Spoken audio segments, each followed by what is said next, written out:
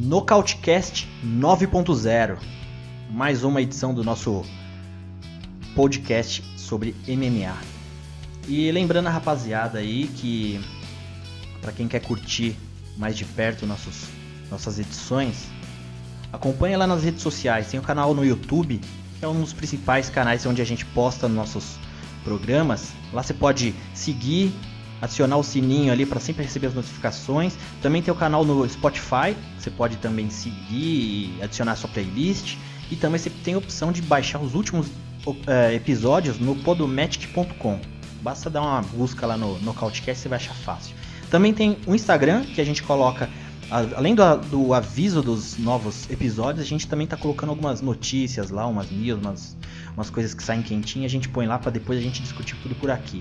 Beleza? E o Facebook também, no Nocautecast, lá dá uma caçada, segue a gente lá que você vai receber também lá na... Só escolher a sua rede social predileta. UFC Fight Night Assunção vs Moraes. Aconteceu agora, sábado passado, UFC Fortaleza. Evento bacana, teve de tudo um pouco. Nocaute, finalização, luta chata, luta boa. E o público gritando lá que do meio do evento pro final encheu ali. Não sei se encheu o suficiente para esgotar os lugares, mas na TV tava bem bacana o evento pra gente. E eu tô aqui com meus amigos, vou apresentar então cada um. Mestre Orsano, boa noite, mestre. Preparado para falar do UFC Fortaleza? Boa noite, rapaziada, a todos aí, Davi, meu xará aí, Léo, André G, mais conhecido como André Guilherme Troliveira, que ele gosta de trollar todo mundo aí. Já estamos conhecidos de longas datas. Mas boa noite a todos aí, Davi e a mesa. Tamo aí, combatendo o pachequismo sempre. E tenho dito. Falando em pachequismo, a gente tá falando de UFC no Brasil. Chama aqui também meu amigo André G. Fala, André, boa noite. Fala, Davi. Boa noite, meu cara. Fala, Léo. Como que vai, meu irmão? E aí, Orsano? Estamos aí na área, sempre para poder discutir um pouquinho aqui, mas sempre sem deixar o bom humor de lado, né? A gente tem que ter esse bom humor até para falar de coisa séria e coisa boa, igual é o MMA. E é isso que a gente vai discutir hoje. Maravilha. E Léo Paz também está com a gente. Boa noite, Léo. Como vão as coisas? Boa noite, Davizão. Boa noite, André. Boa noite, Orsano. Um salve para a galera que está ouvindo a gente também aí, né? E bora lá falar um pouco desse evento que foi bem maneiro. Maravilha, então vamos começar de baixo para cima aqui. Eu separei 3 lutas pra gente discutir desse evento. Vamos então passar para Demian Maia versus Leman Good. E eu vou chamar o mestre Orsano porque o legal que eu gosto sempre de trazer aqui no Nocautecast são todas as opiniões dentro do esporte que a gente gosta. E o mestre, diferente de mim, ele tem uma opinião sobre as lutas do Demian. Vou deixar o mestre começar, já que o Demian venceu do jeito que ele sempre faz, né? Do jeito que ele gosta. Mestre, o que você achou da luta? Na verdade, deu a lógica, né? Eu já tinha comentado no podcast passado, e deu a lógica. Colocaram um semifrango para lutar com o Demian. Fez lá o seu jogo, que por sinal é um jogo ridículo, que ninguém tem paciência para assistir um jogo daquele, horroroso, o desespero do cara para grudar no outro, né? Por isso que o Demian recebe um dos piores salários do UFC, merecidamente, nunca deu show, nunca fez uma luta decente, então deu a lógica, pegou um camarada com um jogo apropriado, defesa de quedas horrorosa, né? Resistiu até muito, eu ainda fiquei surpreso, resistiu até muito, para mim nos primeiros 30 segundos ia acabar essa luta, né? E venceu, mas continua sem convencer. Boa. E André G, o que você acredita que passe na cabeça de um lutador onde ele não é um wrestler All-America ou de gabarito suficiente para dar um antijogo suficiente pro Demian? O que você acha que passa na cabeça de um cara quando vê o Demian encurtando e já evoluindo para as costas? Deve ser uma coisa horrível. Poxa, cara, com certeza o cara se sente desesperado, cara. Não tem outro sentimento, é um desespero total. Um camarada daquele, do nível do Demian Maia, chegando assim pra você não consegue acertar a distância para dar um soco e manter ele longe, bicho. Aquilo ali é que nem filme de terror, cara. E olha que o Lyman Good não é qualquer um não, viu? Quando a gente vê aí na história dele, na carreira dele, quem conseguiu vencer ele foi só grappler de muito alto nível.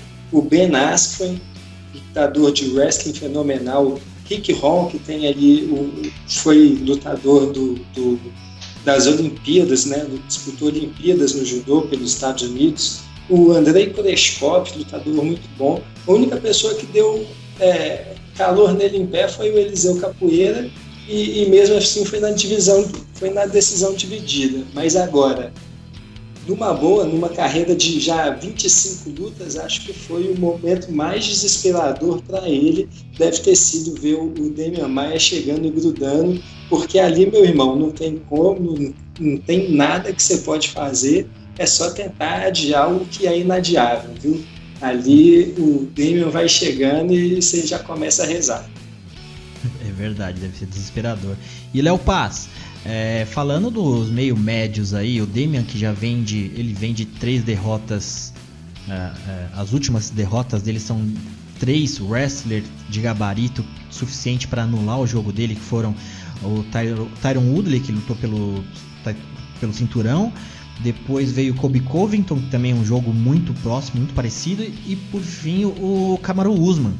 E o Demian, o que você acredita para ele nessa categoria? Você acha que ele ainda tá empolgado para seguir pro title shot? O que você acredita que ele possa trabalhar daqui para frente? Então, eu acho muito difícil essa caminhada rumo a um possível title shot agora do Demian, porque dos desafiantes que ele sofreu, ele justamente perdeu para os 3 principais desafiantes da categoria, né? Então ele está bem atrás, ele não é um cara que tem um estilo empolgante para a galera, para ter que furar fila, ele não é um cara vocalmente ativo para também furar fila, né? Então assim, o que eu vejo pro Demian, com a idade que ele tem, é claro, é ele fazendo card no Brasil, card em São Paulo, que é onde ele reside, e ele fazendo uma grana, fazendo a bolsa dele, né, que é basicamente isso que ele vai fazer, né? Vai ficar ali sempre lutando ali no meio da tabela, ali entre o 16º, de repente pegando um 5º lugar, que é basicamente isso, porque ele é um atleta que vai completar esse ano, se não me engano, 40 anos, então ele deve ter aí mais ou menos mais uns 2 anos aí para lutar num nível agradável, né? Mesmo que algumas pessoas não gostem do estilo dele, mas ele é bem eficiente em tudo aquilo que ele faz. Mas para todo mundo a idade chega, né? Então eu acredito que vai ficar ali fazendo, pega um frango aqui, de repente pega uma pessoa ali que está em 12º, igual foi mais ou menos a luta dele com o Gunnar Nelson, né? Vai ficar lutando ali, mas nesses cards mais nacionais que o UFC vai trazer aqui pra gente.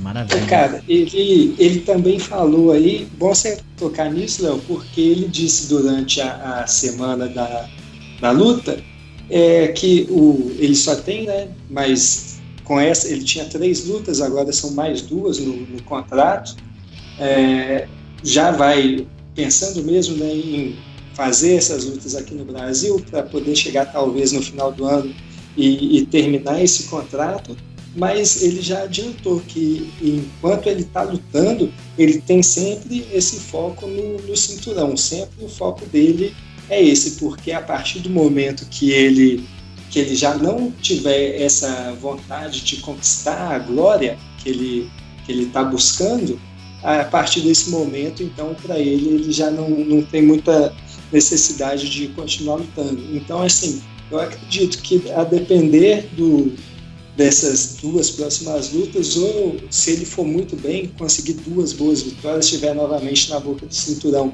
ele tenta uma renovação já com alguma cláusula para poder disputar o título, ou então ele já termina mesmo esse ano, termina essas 2 lutas já se aposentando, e pode ser aí que seja o último ano que a gente tá vendo o Damian aí lutando no UFC, hein, caras?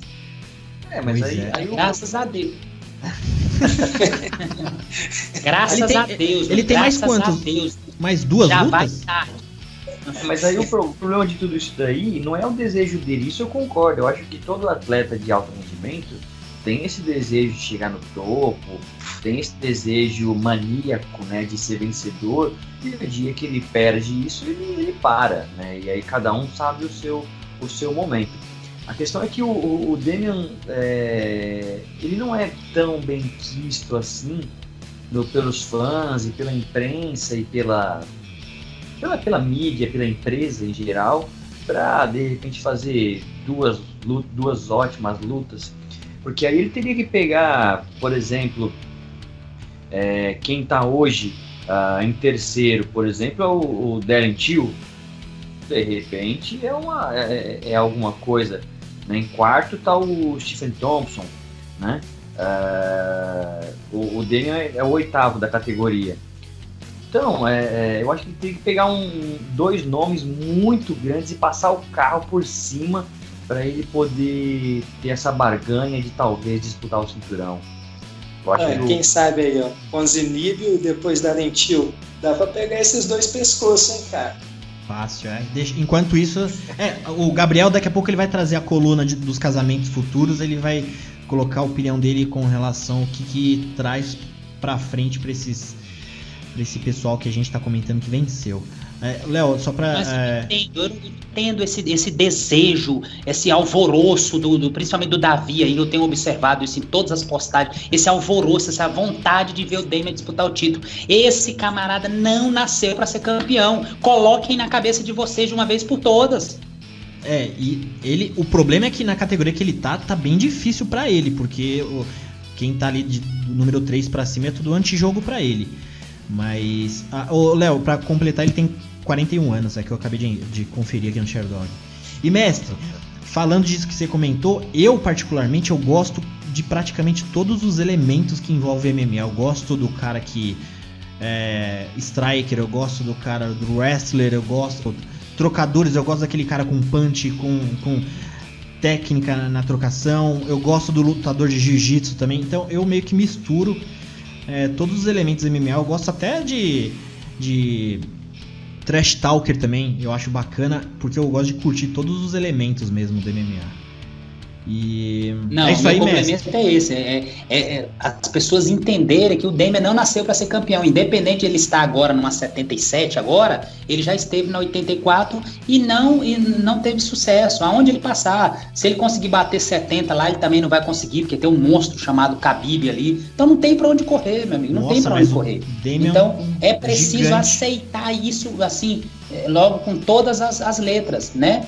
Infelizmente é unidimensional, que tem um jogo só que não vai chegar, entendeu? Inclusive ele disputou o cinturão com o Anderson Silva para substituir o Vitor Belfort.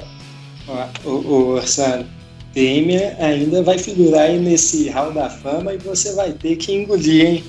Você vai ter que engolir. Mas ele foi ultrapassado até pelo Dobrox, então aonde será que ele vai figurar? Boa. Vamos seguir então na luta co-principal do evento, José Aldo versus Renato Moicano.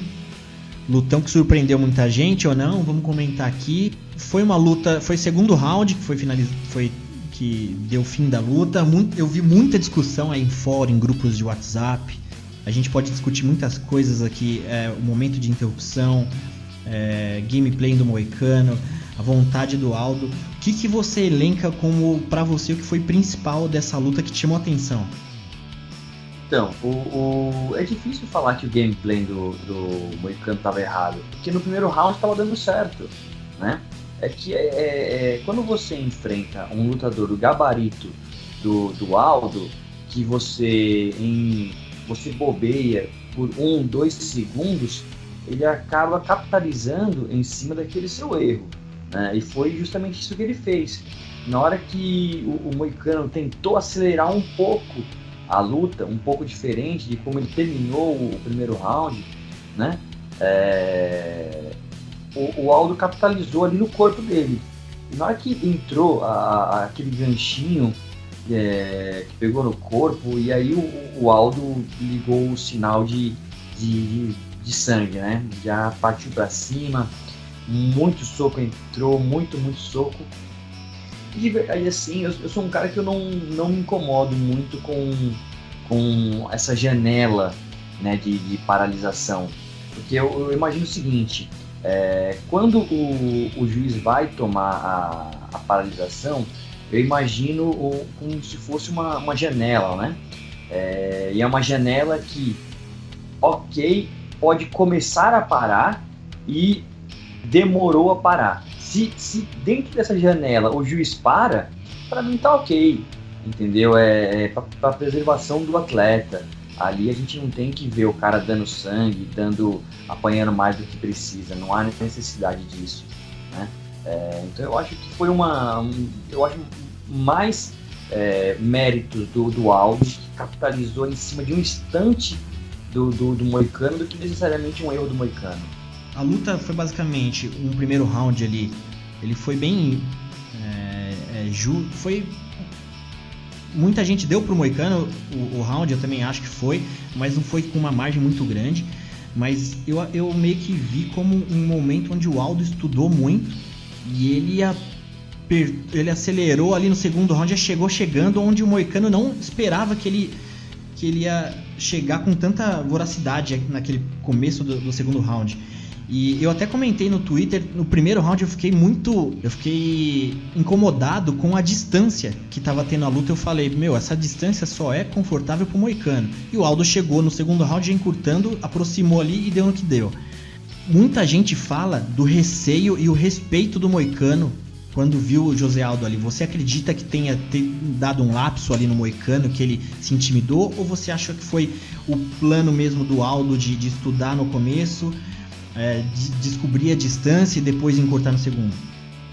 Para falar a verdade, eu acho que ali no primeiro round foi uma estratégia muito bem feita do Renato Moicano, que ele utilizou muito essa vantagem dele de altura para poder manter uma distância confortável do Aldo, onde ele conseguia tocar sem ser tocado.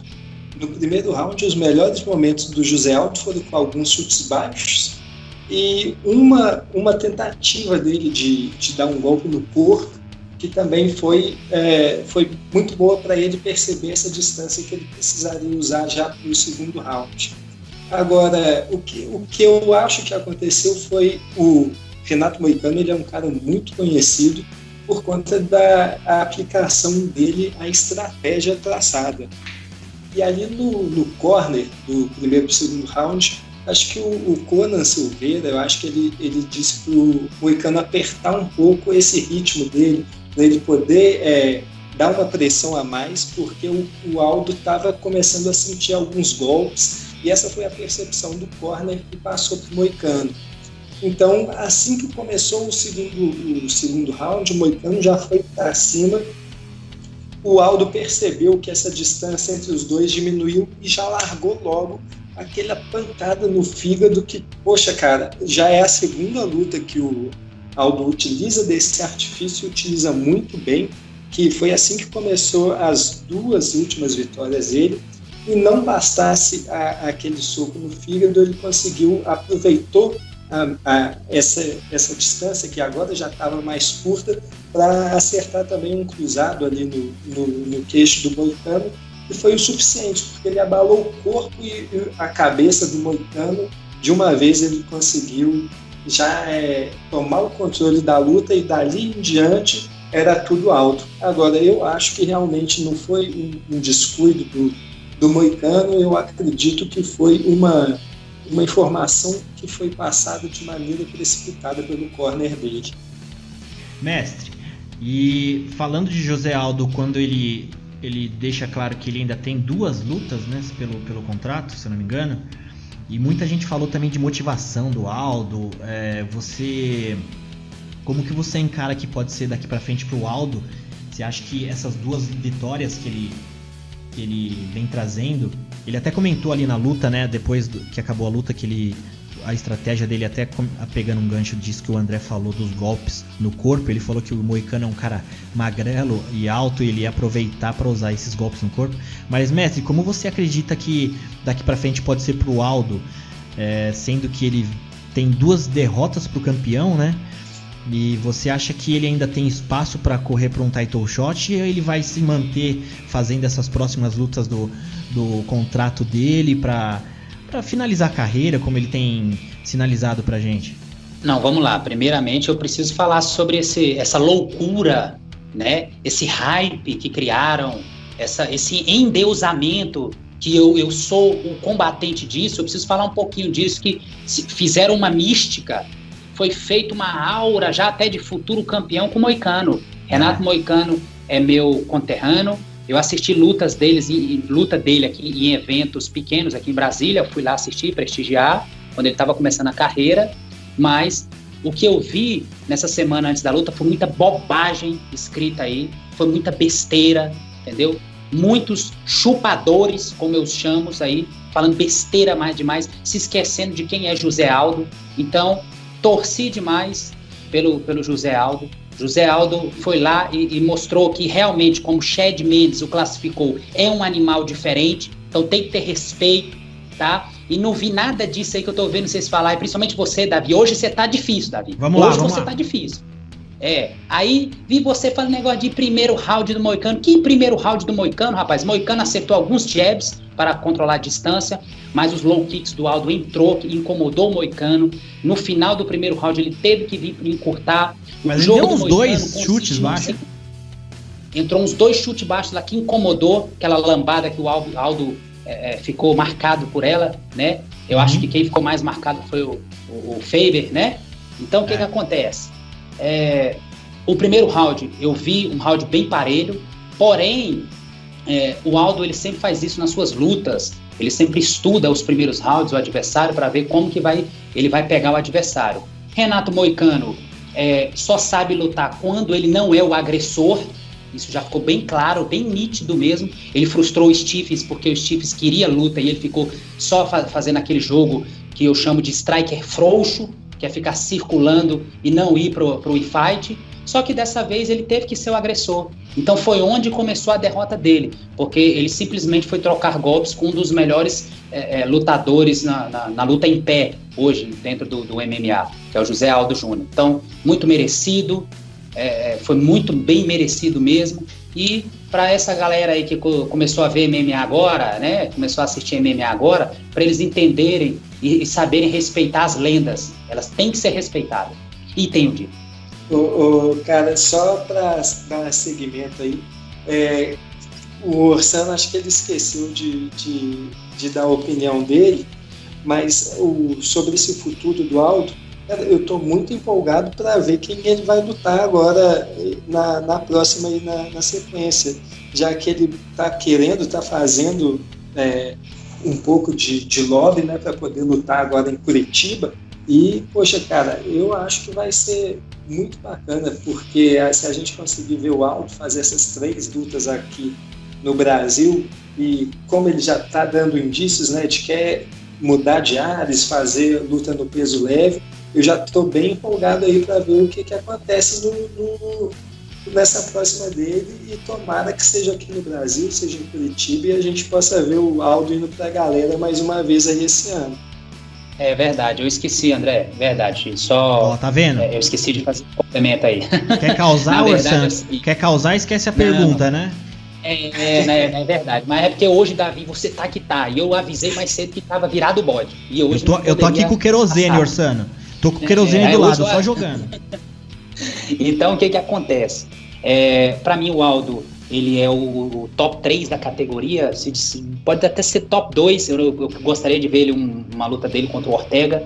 Pra mim, fora o campeão, o Max, Aldo pode vencer qualquer um da categoria, já mostrou, varreu a categoria, né? Então, gostaria de ver uma luta dele com o Ortega, seria uma luta bem interessante. E o hype do Ortega, Messi, o que você achou quando ele tava vencendo todo mundo, até encontrar o Holloway?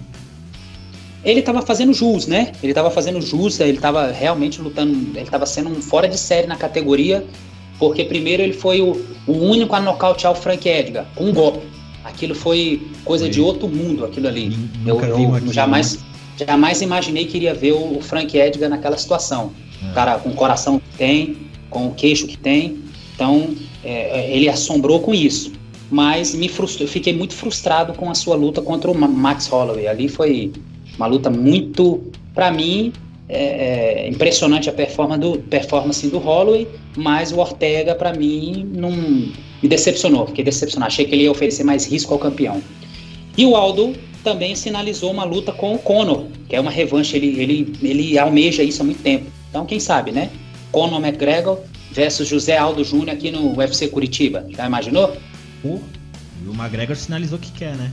Que acharia interessante, não que quer. Diferente. E então, passando para a luta principal do evento, Assunção versus Marlon Moraes. Se a gente está falando de um monstrinho diferente, que é o caso do José Aldo, André, tá se desenhando também um outro monstro que a gente já vem acompanhando, aí Marlon Moraes, que deu um baile ali no Rafael Assunção. Eu achei que poderia ser uma luta ainda que ia acontecer, não por pontos, porque seriam 5 rounds, mas o Marlon chegou de uma forma que a gente tem que desconsiderar praticamente a primeira luta que aconteceu, porque, se eu não me engano, acho que foi a estreia dele no UFC, não lembro. Mas é outro monstro que vem se desenhando, né, André? Com certeza, cara. O Marlon Moraes, ele tá aí se mostrando a cada luta que passa um aniquilador. Ele tá se mostrando aí digno de ser o Super Saitama, né? É o apelido dele. Cara, o Marlon, ele tem mostrado uma crescente magnífica desde aquela luta dele de estreia contra o próprio Rafael. Foi uma luta já muito dura, que ele conseguiu mostrar muita coisa, mas a gente sabe como que é. A estreia do cara, ele estava vindo de um evento importante, mas mesmo assim de muito menos exposição, né? Então a estreia, ela realmente tem um peso grande na apresentação do lutador, mas depois disso, depois que ele se acostumou, ele tem passado todo mundo rápido. As últimas 3 lutas dele juntas não dão um round, não é isso? Agora, pela entrevista que ele deu logo na sequência da luta, eu acho que tem que fazer ele e o TJ Dillashaw.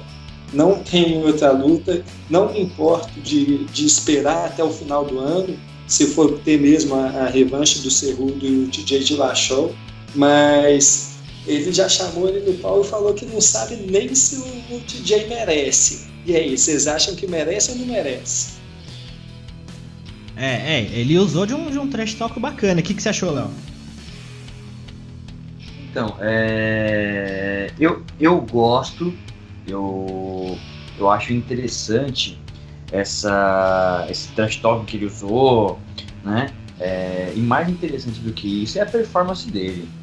Ele vem crescendo a cada luta, ele tem ficado mais à vontade dentro do octógono, porque na primeira luta que ele teve com o Rafael, ele tava nervoso, era a estreia dele, e mesmo assim ele não fez uma luta ruim, aquela luta. Mas essa agora foi impressionante demais, né? Foi algo assim de aplaudir. O problema agora é o que a organização vai fazer, né? Vai dar revanche pro Cerrudo, ou aliás, pro Cerrudo não, pro Dillashaw contra o Cerrudo na categoria de cima? Não sei, né? Talvez o timing dessa vitória do Marlon tenha sido um pouquinho ruim, mas eu não vejo problema nenhum em de repente ser feita a luta do Dillashaw contra o Cerrudo mais ou menos lá para maio, junho, julho, e ele lutar contra o vencedor no final do ano. Eu acho que é um período aí que ele merece férias, porque ele está engrenando uma luta atrás da outra, né? Basicamente foram 3 lutas nos últimos, se não me engano, acho que 9 meses, né? Tá um pouquinho mais que isso, então ele tá praticamente sem férias, né? Então acho que um descanso ele merece também. Ele de repente pegar o próximo campeão aí no final do ano é justíssimo também. Mas eu acho que ele tem que ser mantido como o principal desafiante já, né? Aí não tem jeito. Só precisa ver o que vai ser feito com o Cejudo de Dillashaw agora.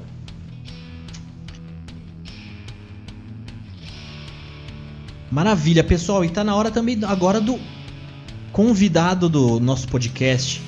Ele que teve uma participação nesse UFC Fortaleza, fez bastante barulho, Johnny Walker. E eu conversei com ele e eu perguntei pra ele que ele enxerga pra ele daqui pra frente, como ele mesmo vem falando nas entrevistas, que ele é relativamente novo no UFC, né, no MMA, né?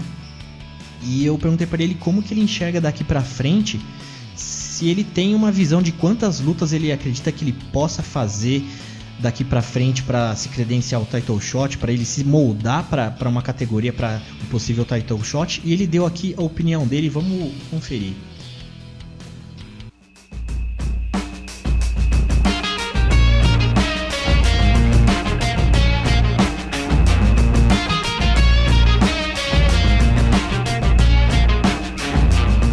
Fala pessoal do Knockoutcast, aqui é o Johnny Walker. Cara, eu tô pronto pra um title shot. Eu me sinto pronto.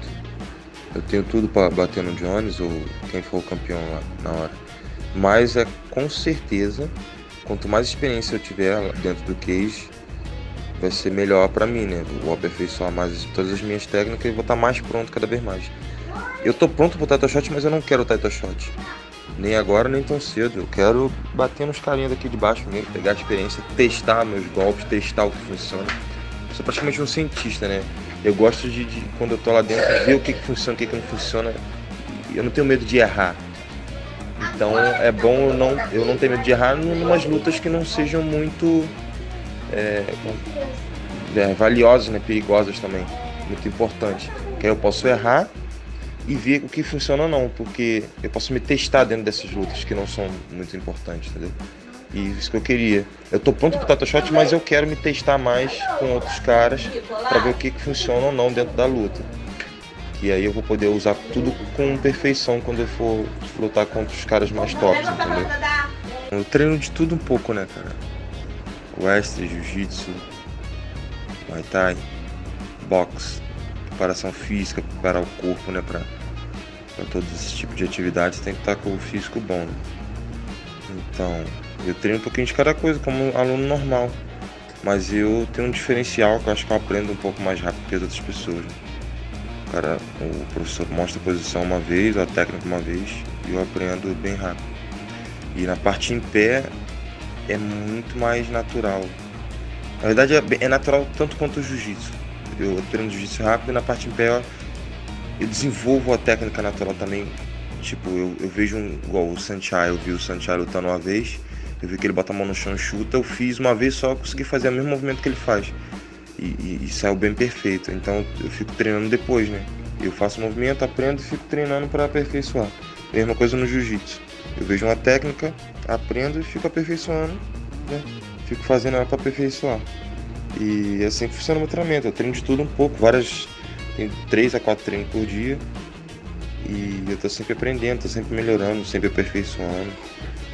Um treinamento, eu acho que normal, né? Como todos os outros atletas treinam.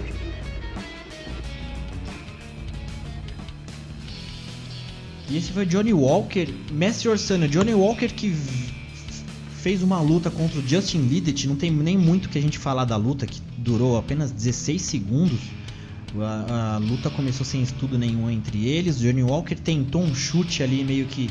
Não sei qual que é o nome daquele chute que o cara dá pegando a nuca, as costas ou a parte do rosto do adversário. Ele meio que dá com a calcanhar.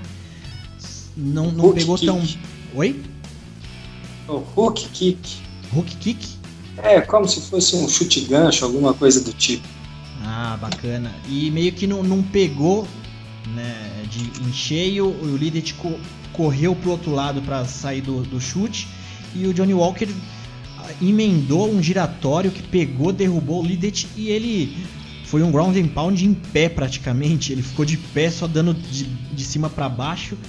E durou 16 segundos. Mestre, ouvindo a resposta do Johnny Walker aí, que ele falou que pretende fazer mais algumas lutas para ele se testar, você acha que tem um caminho bom ainda? Porque por mais que a gente veja que é uma categoria bem devastada, onde o Smith tá com um title shot contra o John Jones, será que o Johnny Walker tem todo esse tempo para ele evoluir mais no jogo? O suficiente para bater o campeão, se for o John Jones, quando chegar até lá? Na verdade, Johnny Walker, eu tô impressionadíssimo com ele desde a primeira luta dele, né? Porém, eu gostaria de ver ele enfrentando um wrestler, né? Um wrestler bem... com gabaritos no wrestling, credenciais, para ver como é que tá a defesa de queda dele, porque a gente não pode testar isso ainda.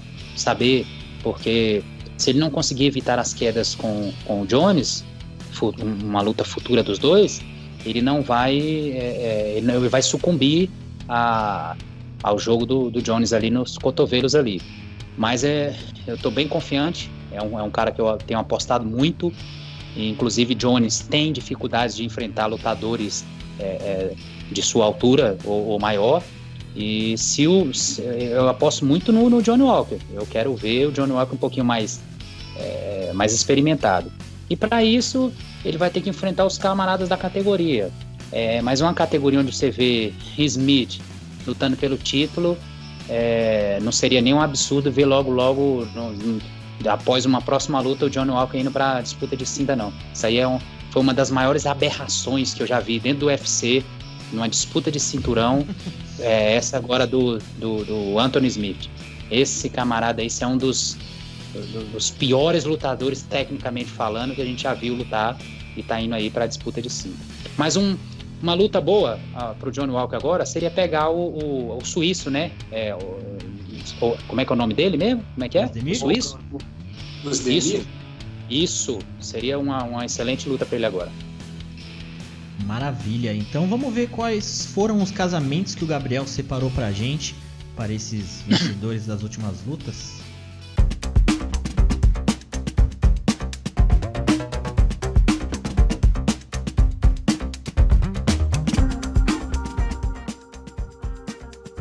Olá, meus amigos do Nocautecast, aqui é o Gabriel Sater, na estrada, gravando a minha participação no programa de hoje. Não vejo a hora de voltar à nossa resenha semanal sobre MMA, artes marciais, mas vamos falar do que interessa. Pediram para eu casar as próximas lutas de quem ganhou nesse último evento em Fortaleza. No caso, vou começar pelo José Aldo. Eu tenho uma luta com ele que eu acho que seria incrível e épica. Ele que já falou que quer lutar no evento do Brasil, dia 11 de maio. Enfim, vamos atender o pedido dele, Dana White, e colocá-lo contra o Brian Ortega. Essa seria a minha escolha. Seria uma luta muito interessante. A gente sabe que o Aldo não é fácil levar para o chão, tem uma excelente defesa de quedas. Eu queria muito ver ele contra o Ortega na categoria 66, né? E ele já demonstrou interesse em lutar com o Pettis, Anthony Pettis, na categoria de cima dele, né? Dado José Aldo, que é peso pena. Ele queria lutar no peso de cima contra o Anthony Pettis. Então o que acontece? O Pettis já tem uma luta marcada com o Stephen Wonderboy na categoria de cima do Pettis, que é do 7-7. Ou seja, tá um rolo, não vai dar tempo, acredito, o Pettis lutar com o Wonderboy e lutar em maio com o Aldo. Ou seja, qual seria uma opção para ele lutar na categoria peso leve, que ele tanto fala e nunca consegue uma luta nessa categoria? Eu adoraria ver ele contra o Cerrone até, que falaram no passado, né? Que cogitaram essa luta pro UFC Rio do ano passado, mas a gente já sabe que o Cerrone tá meio que já encaminhado para lutar com o Conor McGregor, parece. Então, a minha escolha seria o Dustin Poirier, porque é um cara que já era da categoria peso pena, subiu de categoria, não é muito grande, né, para a categoria também dos leves. Seria uma luta que teria muito a ver para os dois. Está num momento excelente, né, não tem nenhuma luta marcada, tem uma ótima sequência de vitórias, seria um bom nome para o Aldo também. Essa é a minha escolha para o José Aldo. Meus amigos, Marlon Moraes arrebentou no UFC Fortaleza e mais do que nunca está na hora dele disputar o cinturão. Não tem outra luta para casar a não ser a luta contra TJ Dillashaw. O problema é, né, quem acompanhou o UFC desde o começo do ano sabe que Dillashaw acabou de perder, né, a disputa pelo cinturão peso mosca, que ele baixou de peso, foi desafiar o Henry Cejudo e perdeu essa luta. TJ ficou muito perturbado com a derrota, falou que, né, foi parada de uma forma injusta, então pediu uma revanche. O Cerrudo, claro, no direito dele, pediu a revanche na categoria peso galo. Ou seja, se o UFC concordar com essa revanche imediata, né, pro futuro, o Marlon vai ter que esperar um pouquinho. Ou, né, não quer ficar parado, quer manter o ritmo, quer fazer um dinheiro também, tem família para sustentar, né, porque o lutador só ganha quando luta, né, gente? Então é a hora dele pegar um cara muito bem ranqueado. Seja o Dominic Cruz tá machucado, parece, mas seria uma luta que faria sentido. Ou até um Cody Garbrandt. Mas ele merece disputar o cinto, gente. Eu gostaria de ver essa luta mais do que ver a revanche do Henry Cerrudo com o Dillashaw agora. Cada um, né, o Henry Cerrudo pode disputar o título com o Benavidez, né, peso mosca, mantém mais um pouquinho a divisão. TJ Dillashaw luta com o Marlon, que eu acredito que o Marlon tem grande chance de ganhar do TJ. Essa é a luta a ser casada, minha gente. Vamos casar a luta do Demian Maia agora. Acabou de completar 20 vitórias no UFC. Que feito, hein, minha gente? O Demian é um samurai, um artista marcial exemplar. Sou muito fã dele. Enfim, 20 vitórias. O que podemos, né, esperar pro Demian agora? Ele tá com mais 2 lutas no contrato, se eu não me engano. E ele pode muito bem bater esse recorde ainda mais, né? Com 22 vitórias. O UFC pode casar ele com lutadores mais, né, que estão crescendo na categoria ainda. E eu, como vou casar agora, sou o matchmaker. Na verdade, casaria ele com 2 pedreiras. Porque, na verdade, no top 5 do UFC, ele já lutou com o campeão, Tyron Woodley, né, descendo o ranking. Ele lutou com o número 1, que é o Colby Covington, perdeu. E perdeu do Kamaru Usman recentemente. Ou seja, sobra o Darren Hill, que já está com luta marcada, um cara também difícil, muito alto, muito forte. E o Stephen Thompson, que já tem luta marcada, mas eu queria muito ver esse embate de estilos do Karateka Wonderboy contra o Jiu-Jitsu do Demian. Seria muito interessante. E desse mesmo pensamento, eu queria muito ver ele contra o Rob Lawler. Porque o Lawler vai lutar contra o Ben Askren no UFC 235, né? Mas também são 2 lutadores de uma geração mais antiga, né? Não que são velhos, gente, mas eles são uma geração um pouquinho mais antiga. Tem a ver em termos de geração. E claro, o Lawler até um pouquinho mais, né, tem mais quilometragem que o Demian, se duvidar, em termos de anos aí, lutando. Mas eu vejo pelo embate de estilos também. O Lawler tem esse jogo brigador, já foi campeão. Iria agregar muito ao currículo do Demian finalizar um cara como o Lawler. Então, pessoalmente, eu gostaria de ver essas 2 lutas mais do que ver ele contra o Ponzinibbio, contra o Leo Edwards. Acho que seria muito mais interessante. Mas em outro caso também, se ele quiser pegar lutadores para ele realmente vencer e bater esse recorde de 22 vitórias, seria interessante o UFC tratá-lo de uma forma mais light, porque eu joguei 2 pedreiras pro nosso Super Demian. Vou aproveitar e casar a próxima luta do Johnny Walker, que arrebentou em 15 segundos no UFC Fortaleza. Nova geração brasileira, vindo com tudo. Claro, eu quero ver agora um teste dele com alguém do top 15. É natural esse tipo de vontade depois que a gente vê 2 performances onde ele nocauteou o Khalil Rountree na primeira luta que ele fez no UFC. Lembrando que o Khalil Rountree tinha acabado de nocautear o Gokhan Saki, que é um dos maiores strikers do mundo. Ou seja, eu tava super temeroso com essa luta com o Khalil Rountree e ele atropelou o Khalil com cotoveladas, né, no clinch. Foi avassalador. E agora acabou de fazer muito bonito de novo. Naturalmente, nós queremos ver um teste mais difícil para ele ainda. Porque quanto maior o teste, melhor a colocação no ranking depois, não é? A gente quer ver um dia ele disputar com o próprio John Jones, inclusive ele mesmo quer. O que acontece? Eu colocaria ele contra a própria escolha que ele já fez nas redes sociais, que é contra o Jimmy Manuwa. Você imagina a trocação desses dois? Ia ser um pega pra capar. De verdade, acho que seria uma luta muito interessante. Uma luta 2 trocadores. E eu queria ver ele, né, com um cara que também tem uma pegada pesada, que é o Manuwa. Claro que daria pra casar ele com o Circo 9, que é um bom lutador, que tem um jiu-jitsu também afiado, um jogo de chão afiado, melhor dizendo, né? Então seria um teste real, um cara de chão também pra incomodar. Tem o wrestling, leva ele pro chão, né? No caso do Johnny Walker, que a gente não viu ele ainda tanto, a não ser quando ele fez a luta com o Frankenstein no Contender Series, né? Mas eu queria muito ver ele com o Manuwa. É a luta que eu casaria.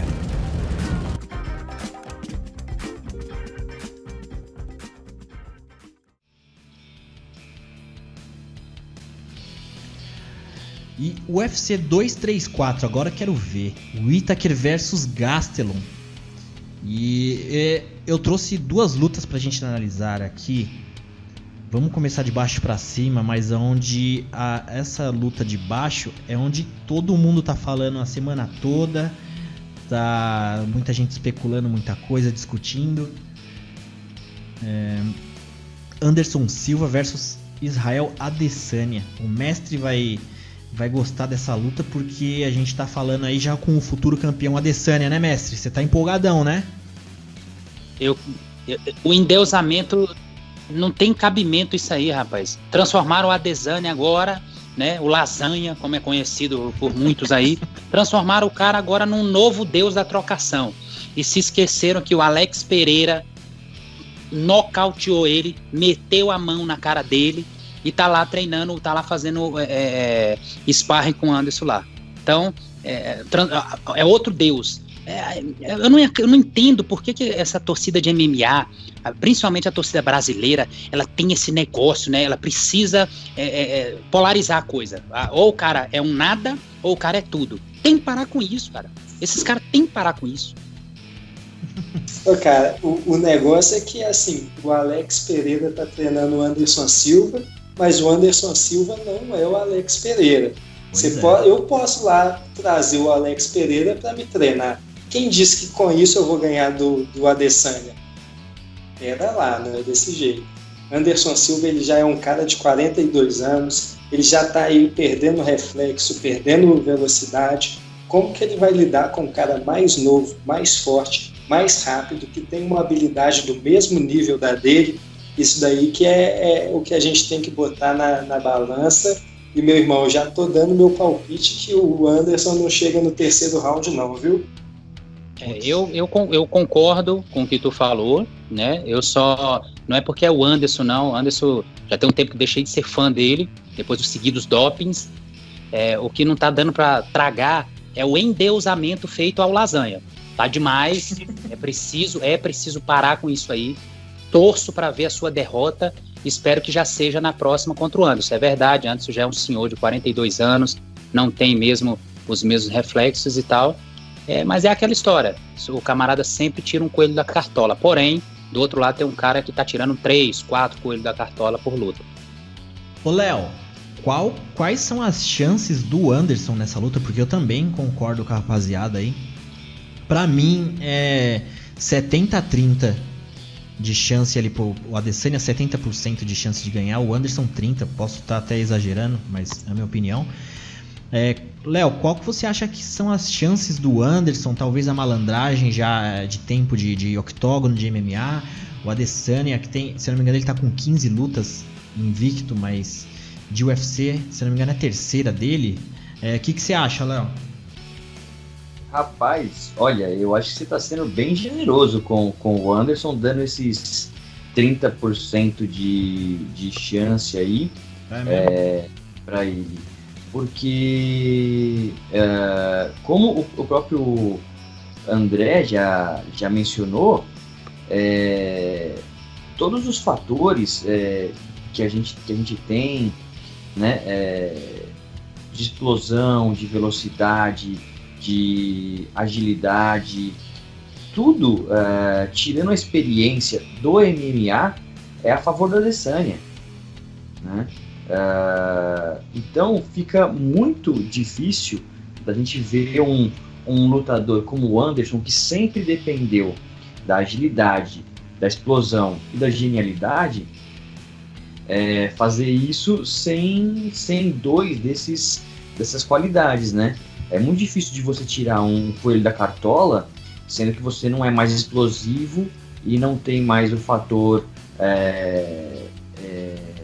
agilidade para poder auxiliar, né?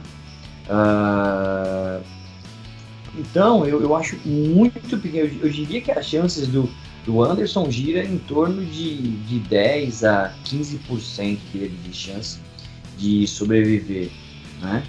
A uma trocação com o Adesanya. E assim, o modo que seria para ele fazer, de repente, seria usar da movimentação, usar do clinch para tentar levar para o chão.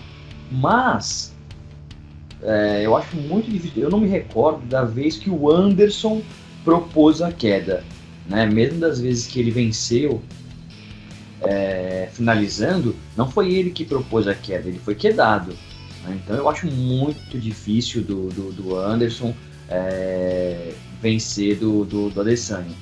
É uma luta, né? Tudo pode acontecer, porém as chances são muito pequenas. Tanto que o Anderson, se eu não me engano, está pagando 5-1 na casa de apostas, né? É o maior azarão que o Adesanya já enfrentou, é o Anderson. Ô, louco, né? Pois é.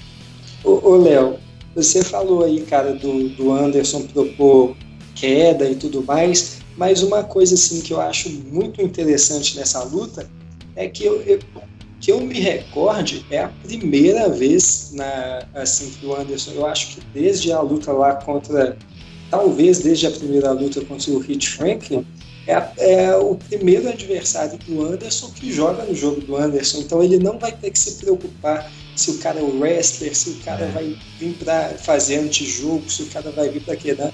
Ele vai lutar totalmente natural. Vai se preocupar ali somente com suas fintas, em fazer o Adesanya cair no jogo dele, com seu contragolpe. Eu acho que ele vai estar no seu elemento e pode ser, talvez por conta disso, a melhor apresentação dele aí já, talvez desde aquelas lutas contra o Chris Weidman. Eu acho que isso é um elemento interessante, cara. Eu acho André, só uma correção aí, André. Tem a luta com o Vitor Belfort também. Ele tinha que se preocupar somente com a trocação. O Vitor Belfort também foi um jogo que iria ficar somente na luta em pé.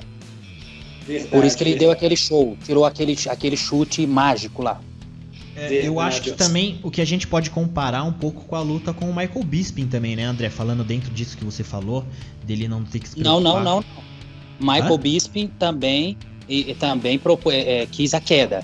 Ele trocou com o Anderson depois que o Anderson começou com aquelas firulais, aquelas palhaçadas lá de ficar dançando e tudo, mas Michael Bisping, ele sempre procura a queda, sim.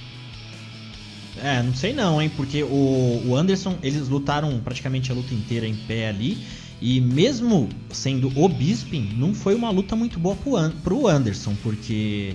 Porque o Anderson quis dar show, ele quis fazer graça ali, não quis lutar. Ali mas ele levou knockdown, ele teve um momento da luta ali que ele meio que caiu apagado, depois voltou na queda ali, teve knockdown. Então não foi uma luta tão simples assim, por ter um cara também técnico em pé ali do outro lado. Não foi uma luta tão que ele conseguiu mostrar tanto do jogo dele e do strike também.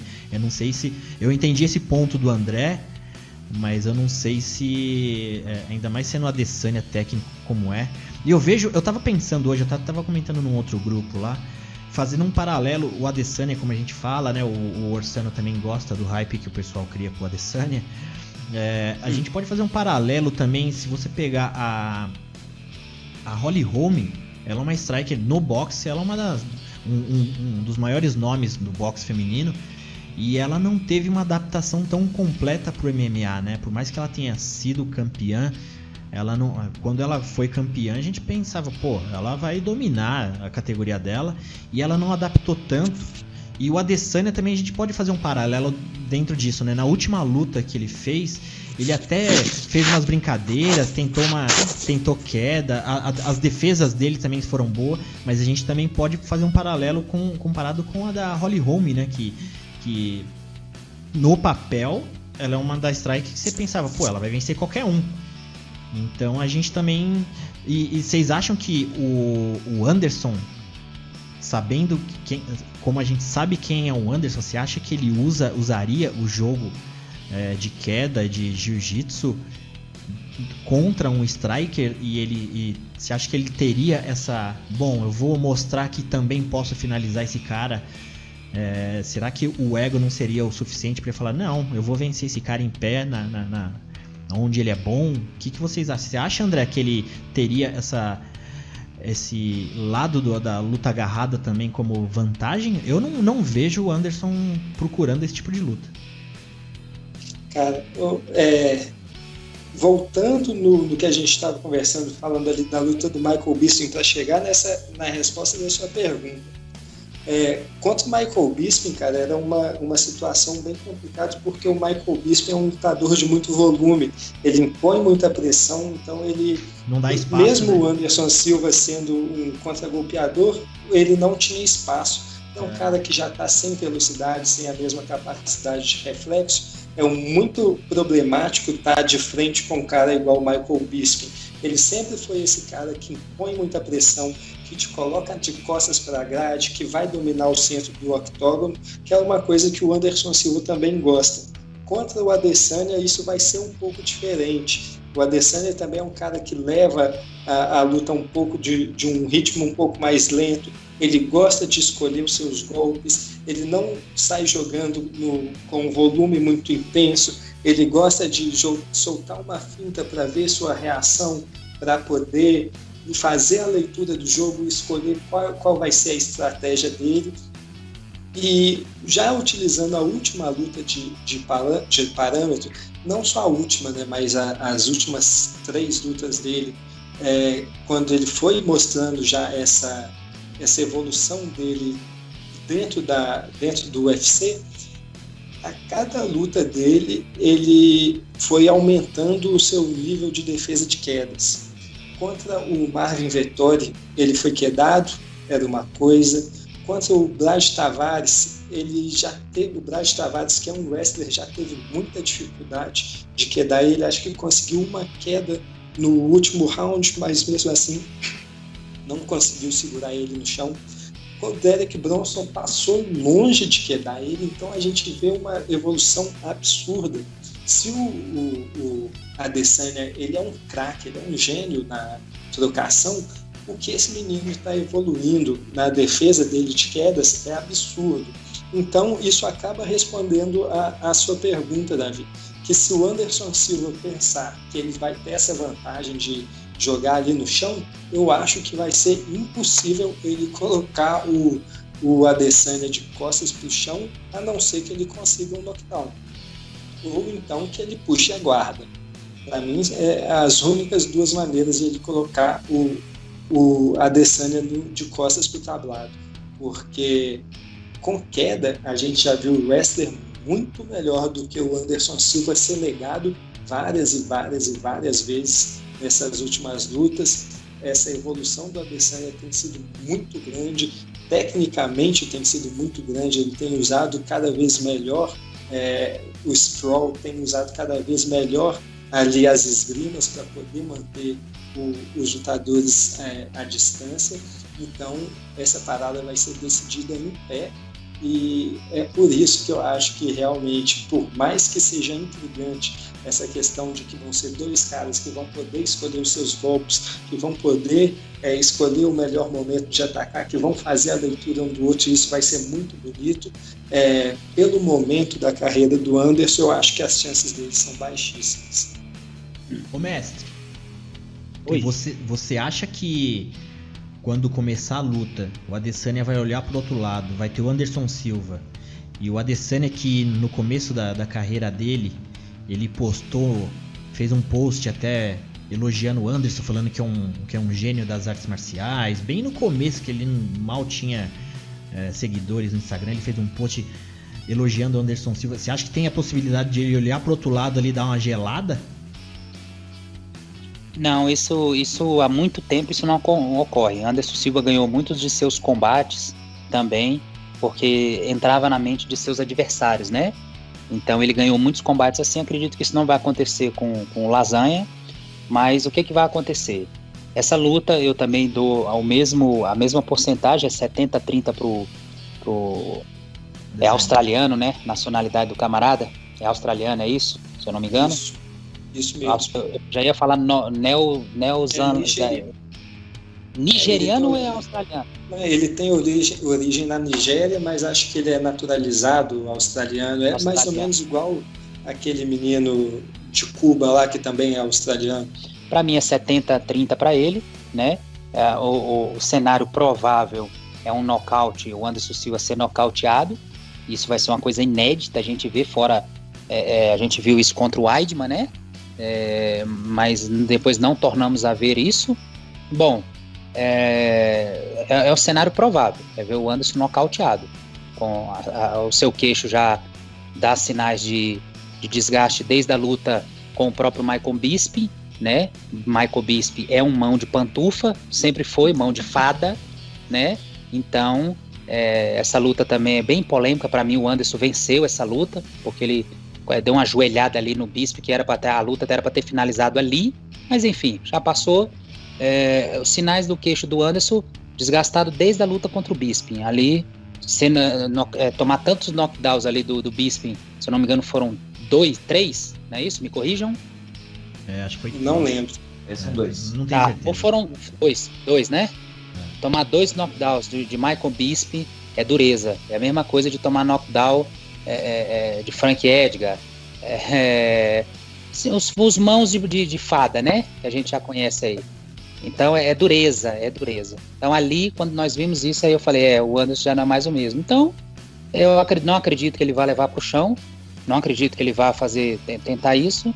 E um jogo que eu acho perfeitamente que pode bater o Lasanha é o Ronaldo Jacaré, perfeitamente pode vencer o Lasanha facilmente. E eu gosto muito de pensar que, geralmente, para as lutas, eu tenho 2 opiniões. A opinião mais técnica e a opinião da torcida, né? Porque eu acho que eu gosto de torcer também, né, pro MMA, além de conferir e assistir.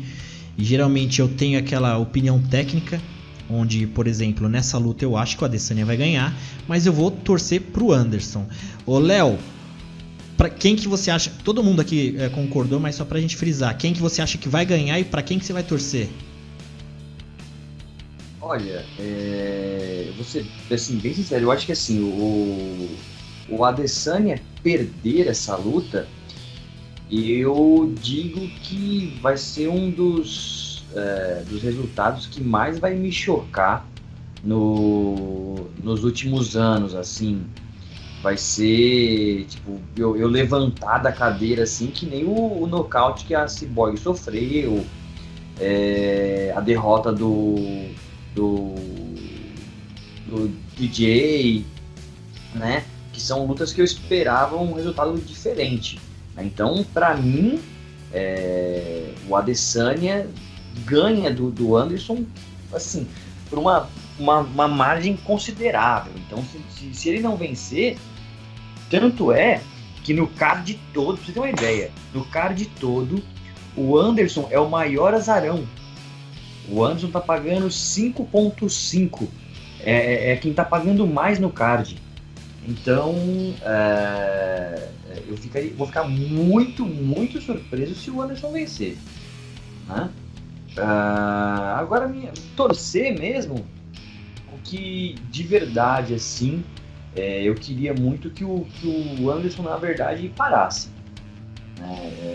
Então, eu não sei se torcer para ele vencer, isso anima ele, para ele continuar com essa história de super lutas aí. Eu acho que atleta tem que entender que tudo tem um limite, né? E é um esporte que toma soco na cara. Ele tem aí, acho que se eu não me engano, são 4, 5 filhos. Acho que ele tem que pensar um pouquinho no futuro aí. Então, vou torcer pro Anderson anunciar a aposentadoria, na verdade.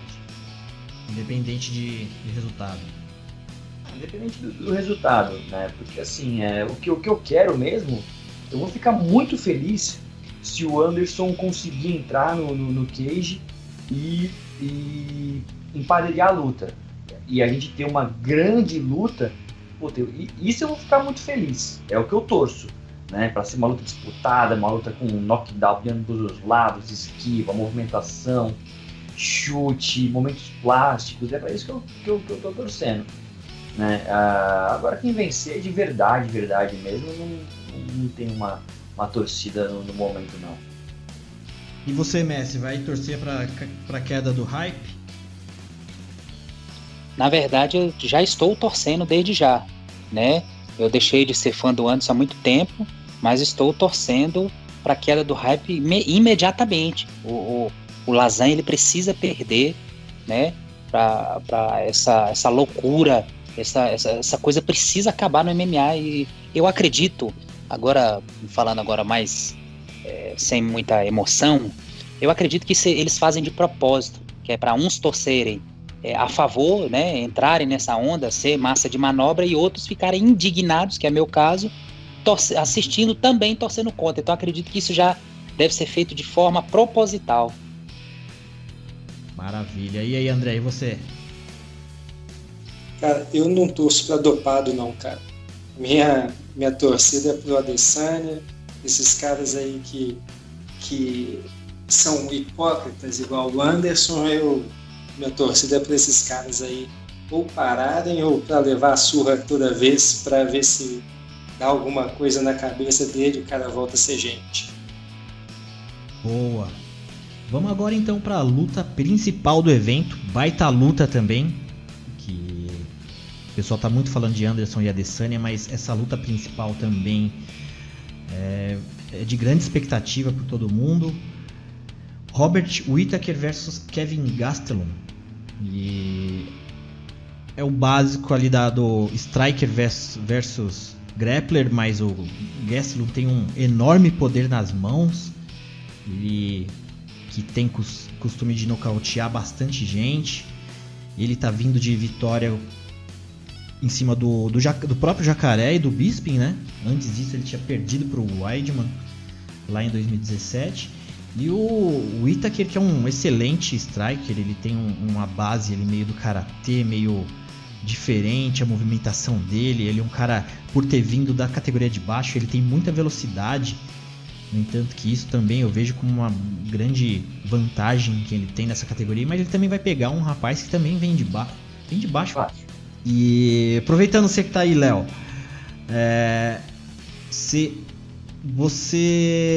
quem que você acha que vence essa luta? O Whittaker, ele tem muita velocidade e o Gastelum tem muita força, poder de nocaute. Como que você enxerga essa luta? Olha, todas as vezes que eu apostei contra o Gastelum, ele venceu. A única vez que eu apostei nele, que foi contra o Tyron Woodley, ele perdeu. Então, esse cara, ele constantemente ele vem quebrando a banca, vem quebrando. E no caso do Whittaker, também. O Whittaker, se a gente falar aí há 3 anos atrás, né? Quem falava em Whittaker como campeão? Ninguém falava isso, né? Então, eu acho que vai ser uma luta bem interessante, bem movimentada, né? Porque ambos os lutadores são ágeis, ambos os lutadores são fortes, né? Ambos os lutadores de repente não deveriam nem estar lutando nessa categoria, né? Então eu acho que vai ser uma luta bem interessante, né? O Kevin Gastelum já mostrou que ele não tem o mesmo nível técnico, a mesma apuração técnica que o Whittaker, mas ele é bom trocador. Ele tem aquele jogo de abafa que é difícil de aturar. Ele é um cara que tem um tanque de oxigênio muito grande, né? Em contrapartida, o Whittaker deu cabo do Romero 2 vezes. Então é um cara que não tem como a gente desconsiderar. Um cara que aguenta muita pancada, né?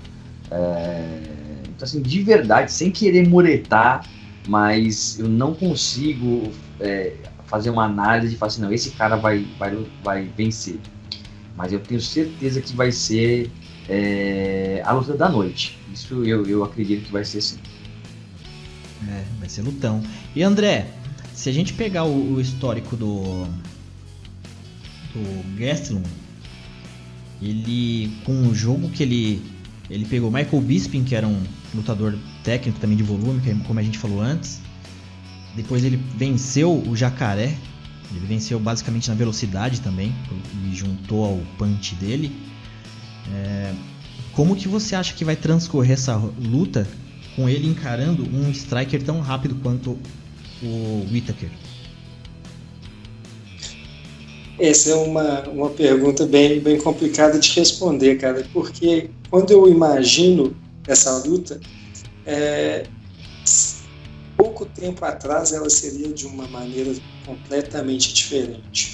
O Kelvin Gastelum, ele é um cara que ele tem muito boas mãos, ele é um cara que tem um poder muito grande na mão e que utiliza muito essa pressão na grade. Ele utiliza muito o clinch, utiliza muito o grappling, as quedas dele são de muito alto nível, mas eu não acho que o Robert Whittaker vai ficar pressionado na grade. O Robert Whittaker, ele tem conseguido se movimentar, tem mostrado uma movimentação muito boa, ele tem mostrado um jogo de bate-sai, de ficar na distância muito bem. Ele teve frente a frente contra Yohei Romero, que é um wrestler de alto gabarito, teve frente a frente com Derek Bronson, outro wrestler muito bom, e nenhum desses caras conseguiu deixar ele pressionado na grade. O próprio Ronaldo Jacaré, que não é um wrestler, mas é um grappler que utiliza muito esse jogo de grade, de pressão, tentou pressionar o Whittaker e também acabou ali com o médico, com a luzinha do médico ali no olho. Eu não acho que esse é o caminho para o Gastelum, mas como ele tem boas mãos, ele tem a mão pesada, eu fico curioso de ver se ele vai conseguir botar o Whittaker para baixo, talvez no knockdown, fazer uma pressão por cima, conseguir roubar um ou outro round dessa maneira. Eu realmente não sei muito o que esperar do Kelvin Gastelum, mas do Robert Whittaker eu espero muita movimentação, golpes potentes e precisos, e eu estou aí acreditando realmente de que ele consegue finalizar essa luta e que pela primeira vez a gente vai ver o Kelvin Gastelum sendo acudido pelos médicos ali antes do soar do gongo final. Mestre Orsano, quem será o próximo campeão da categoria? Olha, na verdade, ao meu ver, não será o Kelvin, tá? Ele, eu sempre falo que ele pode ser um peso leve, ele conseguir aí fazer uma boa dieta, né? Só que ele tem dificuldades de bater o peso meio médio, por isso que ele foi para os médios.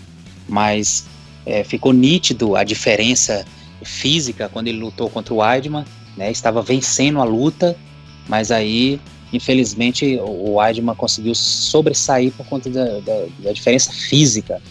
Ali a queda que ele aplicou foi por causa que ele é muito maior do que o Kelvin, né? E contra o Whittaker eu não consigo ver outro cenário que não seja o Kelvin perdendo na decisão, né? Ele tem uma envergadura de peso pena, se você vê seus braços, são braços curtos, né? Curtíssimos, tem um excelente boxe, tem um gás fora do padrão. Eu sempre gostei muito dele, não estou desdenhando dele não, mas sempre gostei muito dele, chamava ele de Mini Velasquez, né? Gostava muito da forma como ele ganhava suas lutas na 77, mas eu não sei o que aconteceu lá, não consegue mais bater o peso 77.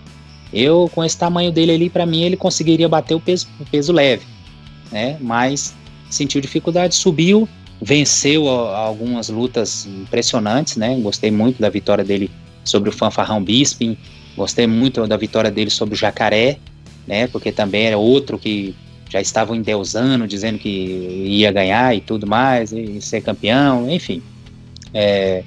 Mas agora, para mim, ele deve sucumbir. E o Whittaker, ele está com essa cinta aí, mas errado. O Yoel Romero venceu ele na primeira, nem tanto. A primeira foi uma luta empatada, mas a segunda, o Yoel Romero venceu. E novamente, essa juizada sempre vendo a vitória do campeão. Parece que eles têm uma disposição. Sempre o cara que está com a cinta é o que vai permanecer. Uma luta meio controversa. Desde sempre foi assim, né? Várias e várias lutas. Se eu ficar falando delas aqui, nós vamos passar a noite toda falando. Mas é isso. Não vejo outro cenário que não seja uma vitória do Whittaker. E rapaziada, agora então vamos trazer aqui o André com a opinião dele com os eventos que a gente também pode curtir no final de semana, além do UFC.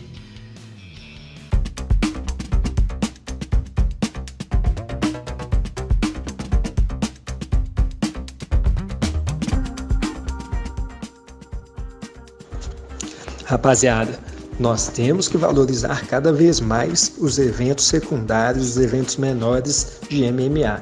MMA não é UFC, tá certo? A gente tem que valorizar os eventos locais, a gente tem que valorizar os eventos nacionais, a gente tem que valorizar também os eventos internacionais de segundo nível, porque são desses eventos que vão sair os próximos grandes campeões, são desses eventos que vão sair as próximas grandes estrelas. E são esses eventos que precisam se desenvolver, que precisam crescer para que cada vez mais as pessoas sejam atraídas para esse esporte que a gente tanto gosta e que cada vez mais os talentos possam se despontar e que chame a atenção de pessoas com potencial técnico alto, certo? Para esse final de semana eu vou recomendar aí o Bellator. Eles estão entrando agora com força no mercado europeu, estão lançando agora o European Fight Series, que tem aí como meta, né, o desenvolvimento do evento ali na Europa Ocidental, no Reino Unido. Para esse primeiro evento lá em Newcastle, a pessoa que vai ser o chefe ali de vendas, a pessoa que vai liderar o evento é o Patrick Pitbull. Patrick, conhecido por todos nós aí, por ser irmão do Patrício Pitbull, campeão do Bellator, e por já ter disputado também o título do Bellator contra o Michael Chandler. Vem numa fase muito boa na carreira, ganhou do Ben Anderson por decisão dividida, Ben Anderson, ex-campeão do UFC, ganhou do Josh Thompson por nocaute, ganhou do Roger Huerta, também ex-UFC, por nocaute, ganhou do Derek Campos por nocaute. Então ele vem numa crescente muito boa, está aí batalhando para conseguir novamente sua disputa de cinturão, e ele vai enfrentar o Ryan Scope. Não é um lutador tão conhecido, é um ex-campeão do BAMMA, né? O BAMMA é talvez o maior evento hoje no Reino Unido. Ele foi campeão lá ganhando do Michael Lebo. Michael Lebo foi ex-lutador do UFC, tinha perdido para o Serginho Moraes, teve só 3 lutas no evento, não teve muito destaque, mas ainda assim ele ganhou esse cinturão em cima de um ex-lutador do UFC. Ele que tem aí, se baseia mais no jogo em pé, né, na trocação. Ele tem ali um jab decente, alguns bons chutes baixos, mas ele não é um lutador assim de nível para enfrentar o Patrick Pitbull. E a gente espera aí o Patrick conseguindo mais um nocaute e indo adiante para ver, quem sabe, se ele consegue aí sua revanche com Michael Chandler pelo cinturão lá no Bellator. Outra luta que eles vão colocar nesse evento para chamar o público, né? Eles vão colocar aí a segunda luta com o Aaron Chalmers versus Corey Browning. São 2 nomes bem desconhecidos para a gente, mas o Aaron Chalmers ele foi um participante de reality shows lá no Reino Unido, então ele foi muito conhecido por ter participado de alguns reality shows na televisão. Quando ele anunciou que ia fazer a transição para o MMA, todo mundo achou que ele ia ser um novo CM Punk, que ia vir só para levar porrada, que não ia dar em nada, mas até agora ele conseguiu fazer um cartel de 4-0 no MMA, finalizou todas as lutas, tá, por nocaute. Ele conseguiu nocautes, conseguiu finalizações, mas lembrando que todas as pessoas que ele enfrentou eram estreantes ou tinham cartel negativo no MMA. Essa que é a segunda luta dele pelo Bellator, vai enfrentar o Corey Browning. Corey Browning é o lutador que acabou ficando famoso também por ter ganhado do Kevin Ferguson Jr., o Baby Slice, né? Ele que é filho do Kimbo Slice. Esse vai ser um evento que vai passar no sábado, um pouco antes do UFC 134, vale bastante a pena. Agora, aqui no MMA Nacional tem pouca coisa para poder dizer. Esse parece que vai ser um final de semana mais quieto, mas eu vou lembrar de um evento, eu não sei como vai ser a questão de transmissão, mas acho que vale a pena a gente ficar ligado aí, que vai ter um evento que é peculiar. O Francismar Bodão, ex-lutador do UFC, ele está aí com o seu Bodão Fighting Championship e ele vai lutar amanhã, vai lutar amanhã, quinta-feira, a partir das 7 da noite, lá no Acre. Ele vai lutar, vai ter lá o Rony Marques, ex-lutador do UFC, vai lutar contra o Andrew Flores Smith, que foi o lutador da luta de despedida, né, do Pedro Rizzo, lá em 2015. Então, só para não deixar de falar de um evento nacional, vou citar aí o Bodão Fighting Championship, que acontece amanhã em Rio Branco, no Acre. Para quem acha que o Acre não existe, no Acre tem até MMA. Valeu, rapaziada, é isso aí, viu? Boa noite.